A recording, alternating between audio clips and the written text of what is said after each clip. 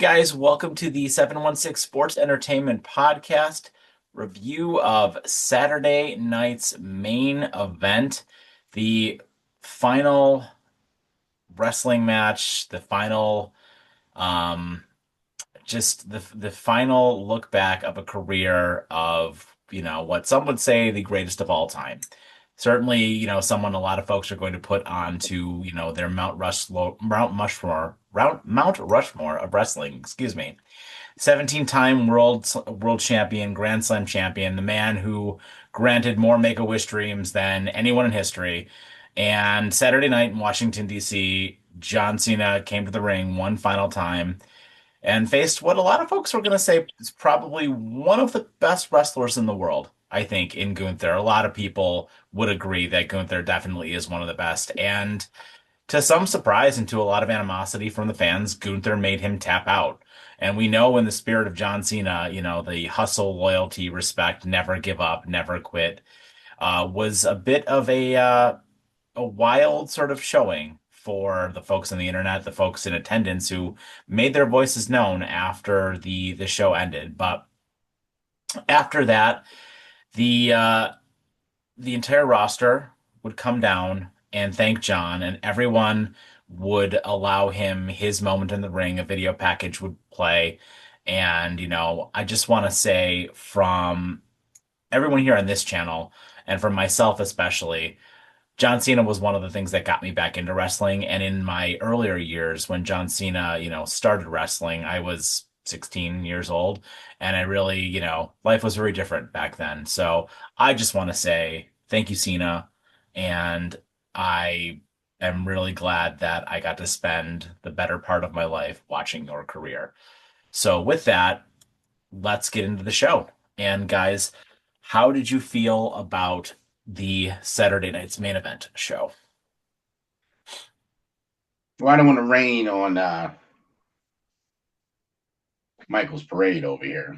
I mean, I know you had a touching moment there about John Cena. We all felt it. I thought it was lame.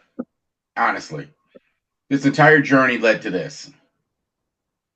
Like it just seemed like it was just unfulfilling. The entire thing. This was supposed to be a special moment for him traveling, and they just completely botched it. Just botched it, and this silliness right here. It's like none of it. Like, what are we doing? So I'm wondering if did Cena want to make a mockery of his own career, right? Like it seemed like really weird stuff. I mean, even like even doing this, like I kind of think is disrespectful, in my Why do you say opinion. that? Why do you say that? Well, if you're trying to pump up Gunther and he's smiling while he's being choked out, almost like okay, I'm just tapping out because this is just symbolic for me.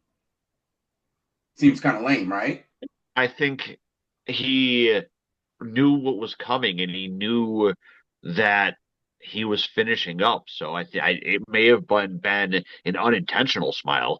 I mean, yeah, this journey through the John Cena retirement tour here has had its ups and downs, and it really was knocked a little bit off the track by Rock the Dwayne Johnson and that those shenanigan BS earlier in the year. So they had to work around that. But we still got the end of the era of the Never Seen 17. And yeah, it may not have ended quite the way some people may have wanted, but he went out on his own terms and he did the right thing by putting someone over. And I mean, yeah, he may have been unintentionally smiling there because he knew what was coming, but I don't think it was that big of a deal.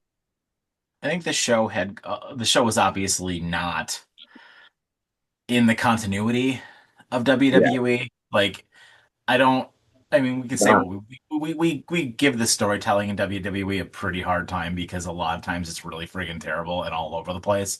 I want to think that this show might have been out of the continuity of the WWE universe a little bit, especially given, that there were heels and that there were faces all over the place in this show, kind of, showing their respect and taking a minute to getting away from their character. I mean, you had Brock and Roman Reigns and Drew McIntyre and Solo Sikoa, and all these different guys who are heels, if you will, and they were all thanking John Cena as part of video packages and different things. And as far as the smile is concerned, I don't know. I can see both of your points. I think that I don't know. I think that maybe the thing he was trying to go for there was how does that adage go? Don't be sad. Don't be sad that it's happening. Be glad that it happened, or something like that. However that phrase goes, Mhm. And I think that's what he was trying to do there. It's not about the ending, it was about the journey. And I want to get into that with you guys because this show was for all intents and purposes like kind of a nothing show, right? Yeah, it I was mean, All, not there all wasn't canon. there four was there's matches not for there's John. like All next to nothing to talk about on this show. So I really wanted to spend more time kind of just talking about the year, and we'll do a further breakdown of John Cena's entire career. I don't want to get into that now, but I guess I want to start with, and I'll pass it to you, T. Was this, in your opinion, was this retirement year for John Cena and the way it was handled with the heel turn, the title win, and everything else, in your eyes, a success, middle of the road, or an abject failure? And what would you have done middle, differently? middle of the road, absolutely middle of the road. I mean, because they had all this buildup, and like you said, they screwed up when they did the whole heel change thing, which didn't make any sense. Which we never even got any answers to the entire time that they were doing it. So that kind of derailed it. And what? How much of that of his time did that eat up? Like what? 3, 4 months? I mean, from February to like August. Think about that, man. That's 3 or 4 months of potential matches that we could have watched John be involved in. And instead, they did this weird heel turn thing. I didn't understand that. So that's definitely is. It started at a low point. Then it started to pick up when he started switching back. But then it just tailed off right here at the end here. I was just like, okay, we all know Gunther's going to win. I mean, unlike Shawn, we knew that Gunther was going to win that match. And it was just, I don't know. It just kind of just, okay, right? You expect a little more emotion out of this, something that's going to draw us in and and show us how great John Cena was all the way up to this point. I mean, it just kind of like, okay, just even, right? You know, I don't know if you, but I didn't feel sad, happy. I was like, oh, okay, that's it, right? Sean, I do you just want to felt go like, or do you okay, want me to that's go? it. You can go. So I agree with you on the heel turn. I think going from February to August with the heel turn was like kind of ludicrous, to be honest with you. And you didn't get it asked more questions than it answered, right? Like what were we doing with Travis Scott? What were we doing with Dwayne? What was the throat thing that he did? Because when John Cena explained the heel turn later on when he turned face, it was all more about him like saying, "I don't want you guys to forget me. I'm taking the title because I don't want you guys to forget me." And that was kind of the logic that he used at that point. So that kind of annoyed me a little bit because like of his winning of the title. Like WrestleMania aside, the main event of WrestleMania with him and Cody and the way it ended was one of the worst WrestleMania main events ever. But besides all of that, and the heel turn, parts of it were good. The match with Punk was good. The match with Randy was good. And the matches themselves, like in a vacuum, continually got better and better and better. But the problem I have is the matches that he had. I don't love that he had them as a heel because I would have wanted him to have those matches at the end, right? Because the matches he had when he was a face were stupid. He had way too many matches with Logan Paul. Way too many matches with Logan Paul, right? And I didn't mind the match with AJ Styles. It was probably of the entire thing, that was probably the best match that he had. The one that, with all the callbacks in it. That match was great. That match that he had with AJ Styles. I loved that. I mean, two matches with Dominic Mysterio. I mean, whatever. And we all knew that we knew since the beginning of the year that Gunther was going to be the one retiring him. Like that's been being reported for like the last 6 months. So I don't have a problem with that. I just have a problem with, yeah, I guess it really is the heel turn, right? Because it probably never should have happened. You still could have had him win the title. You didn't need to do that. Mhm. And I think it would have been fine. Because I think the matches with him and Punk would have been better if he was a face. With him and Randy would have been better if he was a face.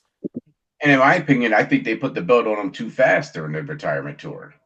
I think they should have let it play out, let him build up some steam, and then you just surprise us with him winning the belt, the 17th. Mhm. It was almost like this, like, okay, let's hurry up and get this retirement thing rolling. Let's get him to 17. Let's get this thing all the way down to the wire so we can get him retired. And it just seemed like there was no thought process behind it. I would have waited till like the middle of his tour to probably put the belt on him. Now you can build up a storyline of someone really wanting to fight him for the belt Mhm. as a face. Yeah. And like, and having him, and then and looking back on the year that was, and we'll have some more content for you guys. Like we're gonna talk about all of our best matches of the year, our best moments of the year, and things like that in a couple of weeks here. But like having him eliminate or having Jey Uso eliminate him from the Royal Rumble, and then like looking at where Jey Uso is now to like being like one of the people in the company that we're the most sick of now. Like, I don't know. I think that was a bad call there. I think that was a really bad call. Just have him win the Rumble. I don't know. But anyway, Sean? So I don't think thinking back in history to all of the iconic superstars who have retired, I think the only one who ever had more than just a retirement match, that they had like a string of things, was basically Ric Flair when they had him go through like all the matches of, oh, if you lose, you're done. And they had him go through that string.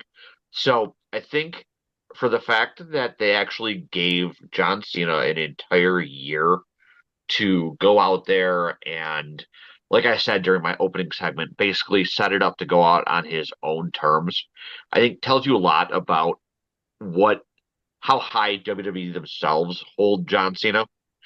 And going into it, when he announced his that he was planning on retiring, I didn't know really what to expect out of it. And honestly, the idea of a heel turn, I think, was the idea was better than the actual turn itself. Like I get where Cena probably wanted to come from with not having ever really been a heel since he was technically Thugonomics Cena, but it was completely derailed by the fact that a certain egomaniac had to insert themselves into the whole thing. I mean, if you were going to do this, they should have done it without Dwayne being involved and come up with a way to tell that storyline of, oh, Cena wants to win at all costs. Do it something along that way. And them having to work so hard to recover from the setback that the heel turn was. I mean, look at SummerSlam. SummerSlam literally, he turned face randomly like the night before SummerSlam. And it was just it threw off the storytelling and the continuity of it so much that then you have him just, oh, we're gonna have him now just do his face matches against Brock and Dom and that. And it I forgot just about the Brock match too. That was the whole that was thing stupid. felt incredibly like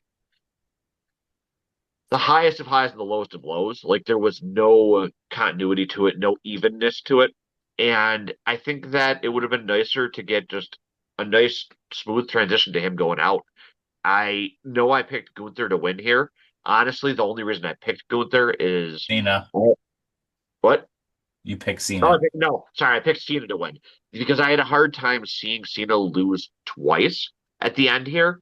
Like, I get it. You want to put people over on your way out, and I know that's why a lot of people are bitching and moaning, but Gunther really didn't need to be put over, and you're gonna lose to both Dom and Gunther before you leave. I just that's my big thing I didn't like at the end here. I think the heel turn itself, you're right. Like the insertion of Rock, the Dwayne ego, could have been it wasn't needed at all. And honestly, he announced that he was going to do this like back in November. And honestly, it could have been done so much better. Yeah, What you should have done, truthfully, is have him win the title right away, right? Have him win the title right away.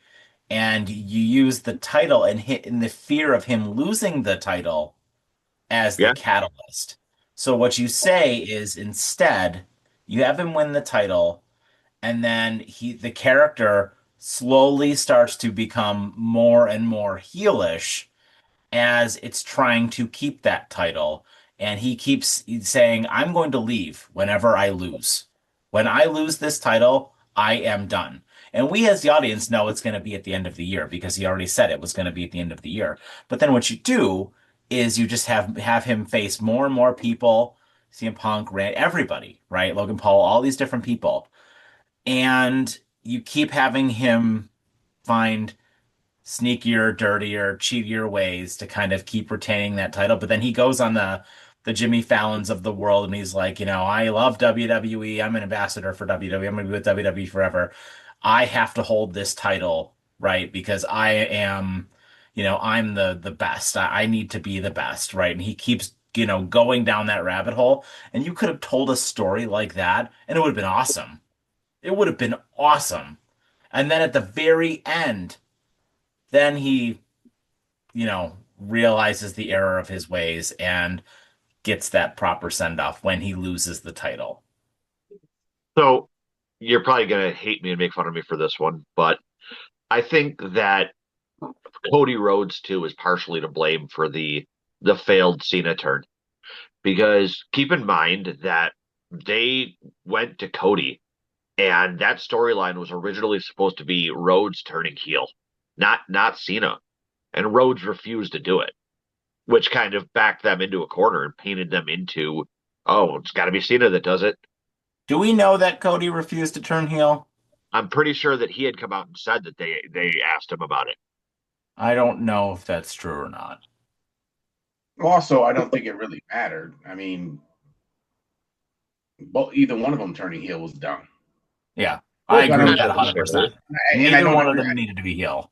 and I don't understand what Cody turning it down would have made John Cena do it. That didn't make any sense either. So because they wanted a heel for the matchup. yeah, I mean, but that's going to an extreme to make a heel. You can make a heel just from him using the microphone, but to do like heel tactics doesn't make any sense. So I don't know. They ruined it from the beginning, flat out.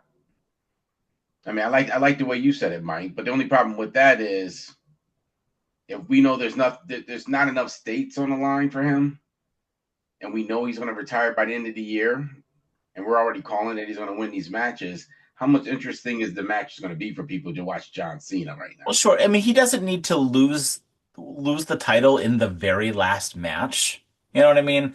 Like he could have lost the title at Survivor Series. He could have lost the title. Hell, he could have lost the title at SummerSlam if you just booked this whole thing better, right? Yep.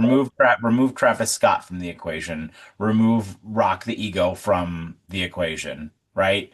Remove the stupid dick kick thing from Elimination Chamber from the equation, right? Should have just won it at the Royal Rumble. He should have just had the title match at the Royal Rumble, beat Cody right there, and then just goes on the run, right? Carries it through WrestleMania with the rematch with Cody. Or hell, don't even give Cody the rematch. Give the winner of the Royal Rumble, which should have been Punk, right? Or Gunther or something like that at that point. Well, if you knew Gunther was going to do it at the end, I guess have it be Punk, right? Because then that way you can still get the Punk match, right? And then Punk gets his WrestleMania main event there.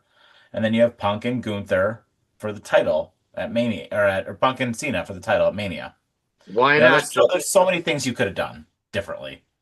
why not just have Cena win the Rumble instead of Jay? Oh, I mean, yeah, that's what I said. I mean, initially, right? Like, if but then what do you do at Elimination Chamber if he was going to be there?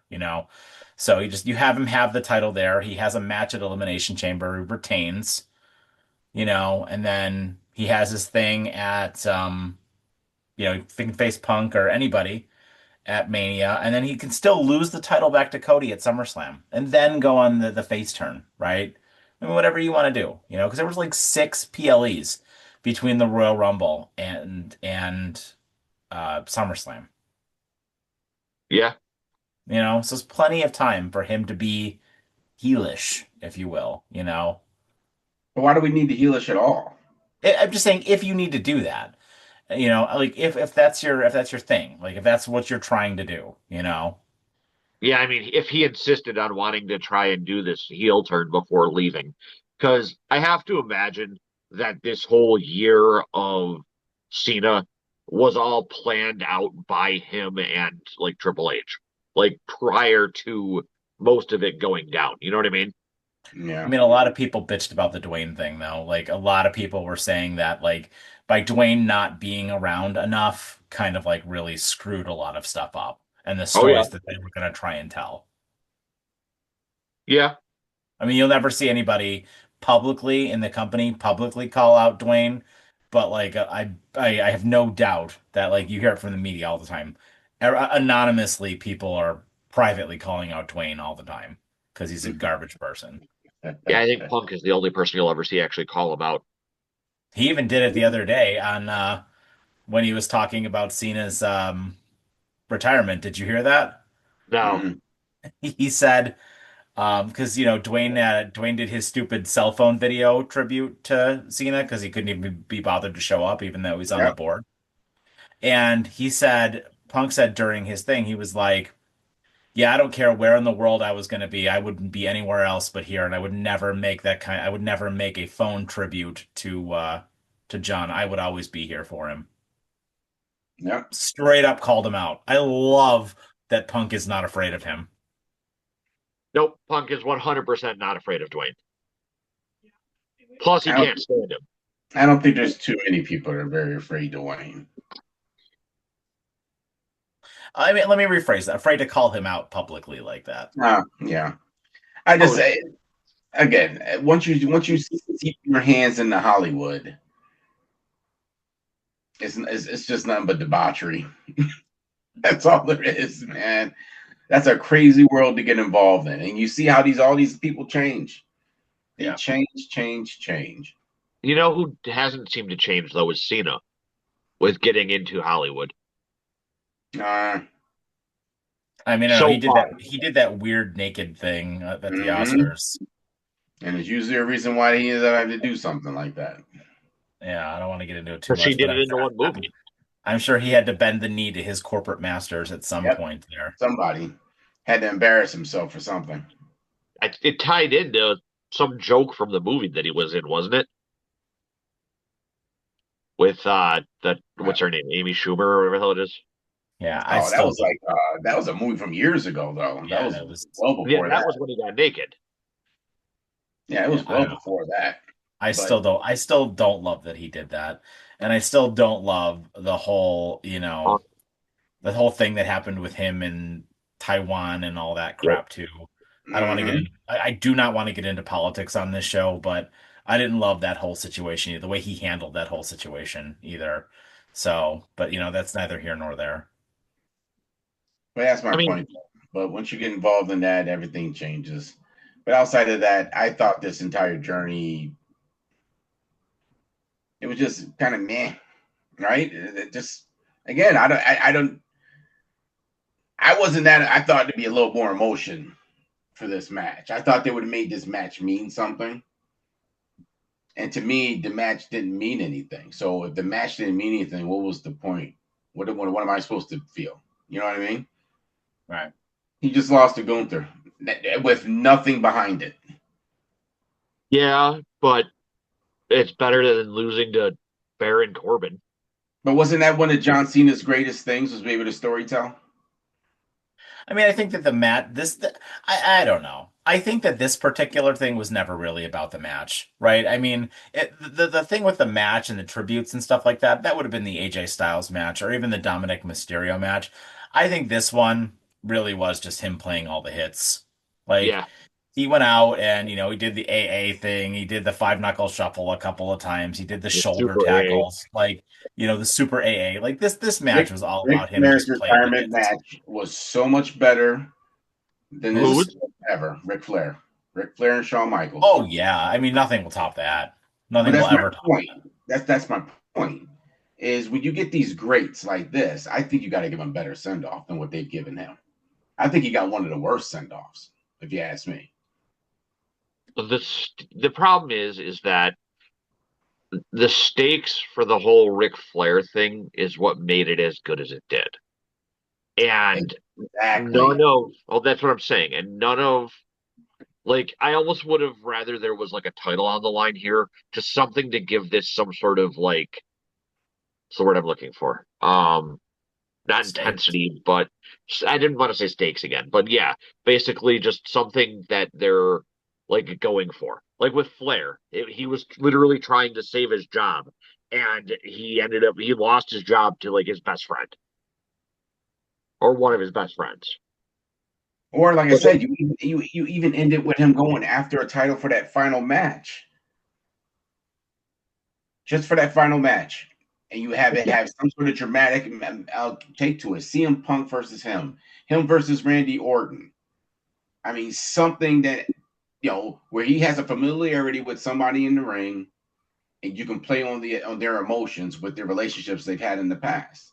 That's how you end a career for the guy. Not just the thing, having a match here, you're gonna have a no-so match here. I mean, think about it. Everyone's retired, they've never taken that journey. Is either they just flat out retired or they got a great send-off. Even Sting's retirement match was more memorable than this is going to be. And that honestly, was in that other horrible company that we don't even um, talk about. Yeah. WCW, WCW. honestly, that's why I thought the whole Dwayne thing was going to happen because it was something that like that was one of the biggest parts of Cena's career, and honestly, if you give me the chance to rewrite the ending to all of this, rather than like even talking about Dwayne or any of that or ending it against Gunther, I think his final match should have been against Punk. Well, at least someone he had a long history with. Yeah.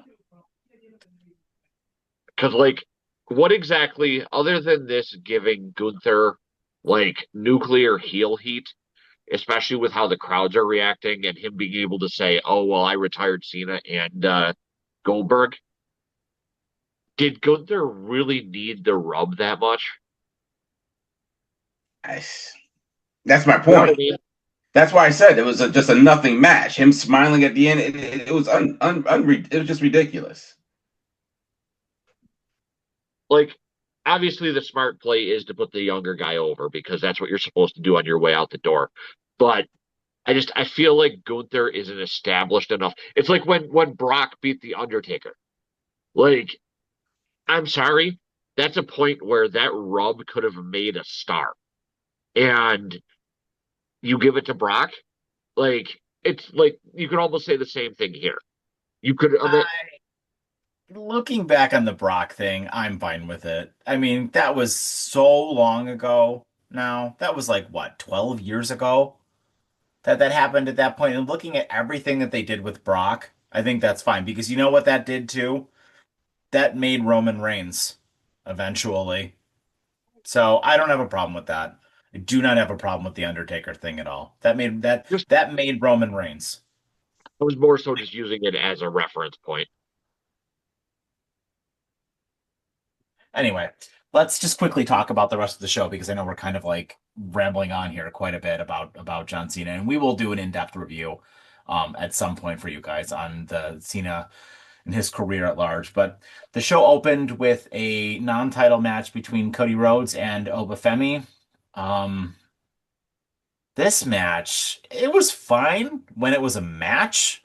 Like it was great when watching these two guys, and Obafemi is awesome. He dominated most of this match with his power moves. I mean, Cody had a few, a few spots where he definitely showed his, his veteran ability and whatnot. But Oba really looked like a shining star in this one.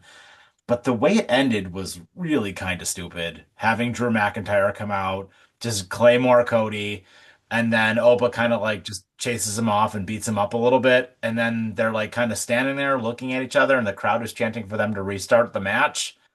And then they just kind of clink titles and walk away. And I was like, what did we just do? Like it lingered on way too long. Like I Yeah. said, John Cena got a terrible send off. I mean, we knew this was a non-canon show, and Cena had come out and basically said that he wanted this to be about the future. And I get it. You have obviously storyline stuff that is still already going on that you can't completely ignore. But if you're going to have Drew McIntyre interfere, you have him cost Cody the match, not give him the win by DQ. Right. So Drew should have come out, claymored Cody behind the ref's back, Oba not seeing it. Oba hits fall from grace, pins Cody, realizes that he didn't win clean, and then gets pissed off at Drew. Yeah, because that's the direction this is going to go, right? Like this is going to go. Cody is going to beat Drew at the Royal Rumble, and Oba Femi is going to feud with Drew McIntyre probably through WrestleMania. That is very likely where this is going to go. Do I care about that? I don't know, but I think Oba Femi needs to get the rub. You know, he needs to be the one to go over when it's all said and done. But Yeah. maybe they'll do a good job of making me care about that. What a Or you weird. I mean, that was just a weird match from beginning to end. I didn't know what was going on. And then just to end it like that was like, okay, so we're just going to end with Cody getting his ass whooped for the entire match. Mm-hmm. That's how we're going to end this. It was anticlimactic. Yeah, it's just like there was no payoff at the end of it. And why is Drew jumping in the ring, like you said, Sean, before the bell? Yep. Like, what are we doing? I was like, why even bother putting Drew in there? Exactly. Yeah. No, I agree. Next, we had Bayley versus Sol Ruca. This match was great. I mean, Sol Ruca, I've said this a bunch of times on this channel, the single best finisher in all of professional wrestling, the Soul Snatcher. 100%. 100%. It's amazing. It is like a backwards flipping RKO. Like it is the coolest finisher ever. And she pulls it off quick. There's like no stutter or slowdown. She pulls it off. But it's so weird to see because it looks so awkward because of the way she has to do it. So the fact that she can pull it off as smoothly as she does is absolutely incredible. And I mean, given the fact that she's like a renowned gymnast, I mean, this was a hell of a match, and Bayley's the perfect person to if you wanna give a younger star the rub, you put him with Bayley. And then the last one we had was the tag team championship match between AJ Styles and Dragon Lee versus Javon Evans and Leon Slater. I mean, this match was just nuts. This is like something you'd see on AEW. This match, like, I mean, just other than old man Styles falling off the ropes. Yeah, I'd say got that. Yeah. Well, no, you'd see that in AEW too. Yeah, but I mean, I think Javon Evans is going to be the WWE or the NXT champion sooner rather than later. And I think we're going to get some kind of match between Leon Slater and Styles in TNA at some point as well. Mm-hmm. So I know Slater has been pushing for a X Division match with Styles since that was the belt that Styles made as the first ever X Division champ. And I didn't realize that Slater was British. I think this is the first time I realized that. Well, I'm going to tell you that match was off the hook. Yeah. I told you they've been trying to push Dragon Lee for like a minute. Yeah, which is crazy. They're trying to find opportunities for him. I just don't. The problem with Dragon Lee, I just don't think he has the charisma or the personality for the WWE universe. And I mean, it probably would help him if there were some better storylines for him. But I'm just like, with who though? You know what I mean? He's kind of like an outlier, and I just don't understand. I don't know what direction you would go with him right now. I don't. I expect him not to be in the WWE much longer. I don't know. It's it's so weird to me that for like 3 or 4 months there, T, you and I were doing videos talking about how who the hell did Dragon Lee piss off in the back? Mhm. And now he's a champion and being showcased like every week. Like Yeah. how did the dude turn it around so quickly? Well, they've been trying to. They got Mexico under their umbrella now, so they got to get some more Mexican wrestlers. Andrade got released, so he's the next one up. You got to get their faces on TV to keep people watching. Yeah. Yeah. At least Mexico. Yeah. Yeah. Well, and then the only other note was the Miz coming down to the ring, ranting a little bit, being interrupted by R-Truth, and then eventually Joe Hendry, which was fun. I mean, that's just WWE showing off their new toy. I mean, Yep. I think Joe Hendry is going to be on the main roster very, very soon. He'll very likely be in the Royal Rumble again, and I bet he's probably a permanent fixture on either Raw or SmackDown by after WrestleMania.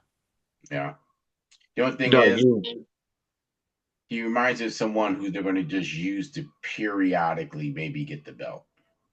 He's not. They're not going to be a consistent belt winner for him though. No, he will never be a world champion. I think he'll probably hold the US title or the IC title for a while, but I agree with you. He'll never be a world champion. I think he's going to be a tag champion longer than he's have than any other belt. him and R-Truth. I could see it. You're right though, Mike. That was basically just them showing off their new toy. Like it was, and I mean, what better person if you need to beat somebody up than the Miz? Even though everything the Miz said it was justified. Yeah, Free Mizanin. pretty Mizanin. So Mhm. that was our show, guys. Do you guys have any final thoughts before we wrap it up for today? Yeah, I just want to say, you know what? God bless the John. You did it. Yeah. You the pinnacle. The pinnacle we all wish we could reach right about now is retirement. Send offs and good luck in Hollywood or whatever other endeavors he has coming up.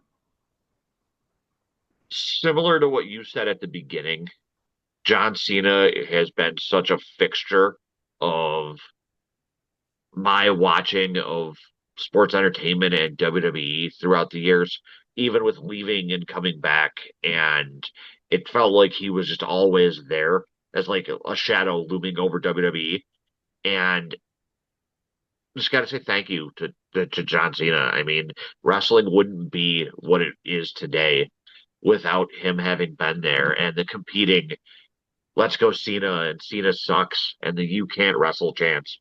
And after 23 years of doing this, I think that John Cena can say he can wrestle for sure. So Yeah. thank you, John, and for everything you gave us as fans, for everything that you gave the world with your Make-A-Wish granting. And I know you don't the world will only see this in the passing on YouTube, but you were a huge thing. Yeah, Now Cena somebody tap get that guy some Kleenex. He's about to tear up here.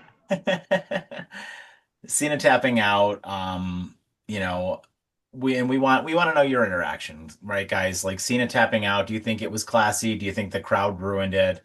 What do you think about Sol Ruca? I mean, drop your takes down below in the comments. If Saturday Night Main Event had you guys emotional, I mean, how are you feeling about everything? Where do we go from here? So, as always, hit that like and subscribe button. We always really appreciate it. And we, again, just want to say thank you, Cena. And, we really enjoyed your run. So, with that, guys, thanks again, as always, for watching our show. Have yourselves a fantastic evening and take care.